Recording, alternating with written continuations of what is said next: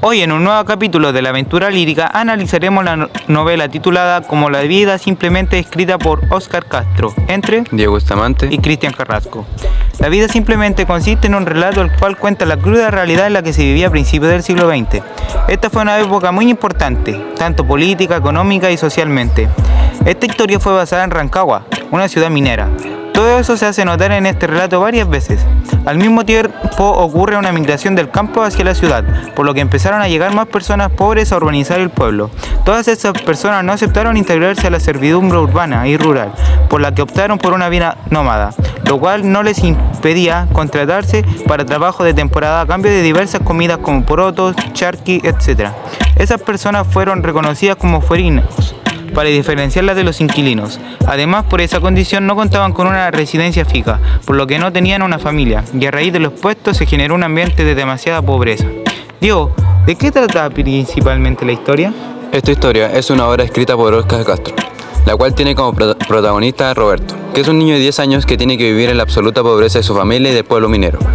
Este niño vivía en las calles, con vestidos sucios y siempre estaba cerca del prostíbulo, en donde llegan personas ansiosas por el vino hasta el punto de estar ebrios y también ansiosos por las mujeres.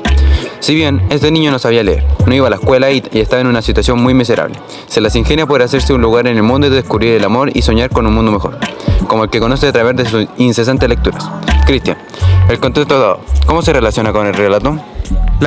La pobreza en la que vivía el protagonista tuvo mucha importancia en esta novela, porque fue la que marcó muchas cosas en la vida de Roberto, como por ejemplo que no pudiera ir a la escuela, que no tuviera para comer. Entonces tuvo que robar y diversas cosas más que marcaron el transcurso del relato. Además, esto impactó demasiado en la obra, ya que producto de la pobreza surgieron muchas cosas como la autosuperación, la cual pudo conseguir a punta de esfuerzo en lo que se proponía, como por ejemplo cuando aprendió a leer y a escribir, lo cual no se veía en personas de su edad en ese pueblo. Todo eso provocó que lo reconocieran como un niño muy avanzado, y eso llegó a los oídos de su tío Antonio, el cual lo ayudó para que pudiera estudiar en el Instituto Marista, a cambio de que ayudara al hijo de él a estudiar para el instituto. Todo eso lo ayudó a superar sus limitaciones a tal punto que logró abrirse a una vida más positiva y esperanzadora. Diego, ¿qué le cambiarías a esta historia?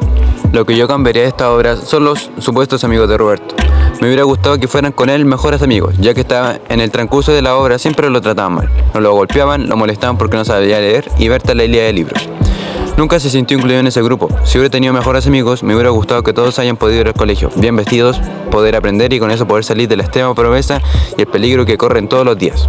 Cristian, ¿en qué escena se ve reflejada la pobreza vivida por el protagonista? El tema central de esta obra se ve reflejado en muchos momentos, pero uno que me marcó demasiado fue en el que la madre de Roberto hacía que comía, pero en realidad se echa a la boca la cuchara sin nada de comida, tal como lo dice Roberto en la siguiente parte del relato. Yo pienso que mi madre comía menos que todos, y aún a veces no vaciaba su plato de latón, lo que quedaba en el fondo de la olla para hacernos ver lo exigua que era su ración. Una vez la sorprendí llevándose la cuchara vacía a la boca. Dijo como si recién reparase en tal detalle. Vaya, de veras que había terminado, pero si apenas te has metido 3 veces la cuchara, le advertí. Estoy satisfecha. Probé tantísimas veces el caldo cuando lo estaba haciendo, que me tomé más de un plato. Con este ejemplo nos podemos dar cuenta que en esta época eran muy escasos los alimentos, por lo que la madre de Roberto comía lo mínimo ya que les dejaba la comida a sus hijos. Diego, ¿en qué episodio del libro se ve reflejada la pobreza? En los capítulos 1 y 2 se puede ver la pobreza en que vivía Roberto, ya que pasaba gran parte de su vida estando en el prostíbulo, viendo cosas que su edad no debería ver, ya siendo mandados, estando en el barrio e incluso no tenía una educación ya que no sabía leer ni escribir. Es por eso que siempre iba donde Berta para que le leyera algunos cuentos. Así empezaba a memorizar letras y sonidos. Aprendió sin que le enseñaran. Una parte del libro que me gustó fue cuando dice: el niño del suburbio no necesita preguntar a nadie las cosas. Un día se halla brutalmente enfrentado a la verdad de la vida y de la muerte, y nada le produce asombro. Para mí es algo que me da mucha pena, ya que muchos niños de esta época tuvieron esa situación, en la que se enfrenta cara a cara con la muerte, y la ven como si fueran algo normal. En el capítulo 2 de la segunda parte del libro, Roberto empieza a recordar su infancia y lo pobre que eran, ya que su padre era alcohólico y lo abandonó muy temprano. Su hermano se fue a trabajar con tan solo 14 años y su hermana Estela también empezó a trabajar a temprana edad. Y Roberto recordaba a su madre como una mujer trabajadora, valiente y luchadora. Diego, ¿qué opinas del ambiente en el que vivió el protagonista?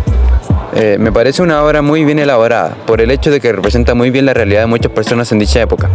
Los niños tenían que ver cosas que no querían ver y que no sean un acorde a su edad. Por ejemplo, tenían que ver asesinatos, mujeres sin ropa e incluso tener su primera relación con una de ellas a la edad de 10 años.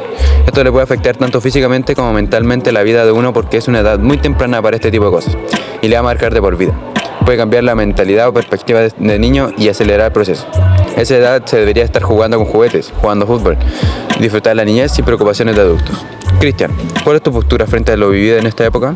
Tomando en cuenta todo lo puesto en esta novela, considero que este relato es muy realista y hace notar lo que verdaderamente pasa en el siglo XX. Además, es una forma buena de mostrar tal y como son las cosas, sin tapar acciones las cuales pasan en sus vidas como por ejemplo, no tener para comer o la muerte. Esta última se hace presente en una parte del libro de una forma fría, ya que presenta como una persona asesina a otra realizándole 8 puñaladas. Y el protagonista de la historia se dio cuenta de todo eso, y además vio cómo el asesino botaba el cuerpo en una bolsa, y al saber todo lo tuvo que ocultar. Tomando en cuenta que era una persona de poca edad, era muy difícil tapar hechos de tal importancia.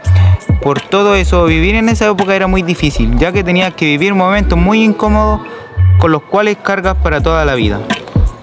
Y con esto damos por finalizado otra aventura lírica. Los invitamos a seguir oyéndonos.